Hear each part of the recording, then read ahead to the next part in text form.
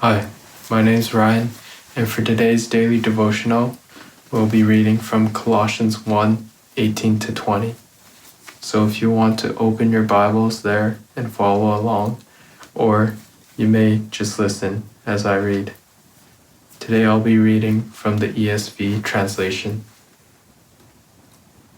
And he is the head of the body, the church.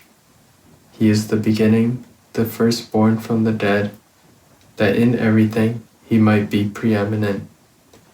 For in him all the fullness of God was pleased to dwell, and through him to reconcile to himself all things, whether on earth or in heaven, making peace by the blood of his cross.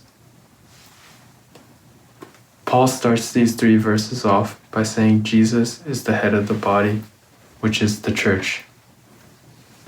A body simply cannot function without a head, and Paul draws the parallel saying the church cannot function without Jesus. Jesus should be the center, the leader, and the guide for the church body, and he should be very distinguished from every other part. Paul then goes on and writes that the fullness of God was pleased to dwell in him, meaning Jesus was 100% man and 100% God. In the 3rd verse, Paul writes, and through him to reconcile to himself all things, whether on earth or in heaven, making peace by the blood of his cross. Here we read that what Jesus has done, which is dying on the cross for us, and through that we can find reconciliation. These 3 verses highlight the gospel story,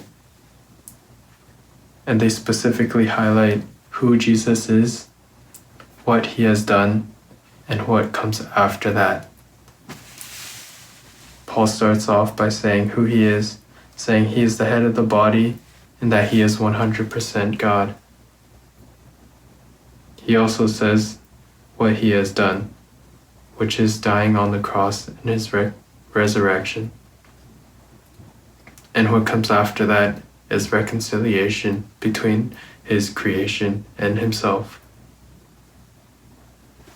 Whether you find yourself discovering who Jesus is, learning what he has done, or figuring out what comes after that, Jesus invites us to take action, and he invites us into his story.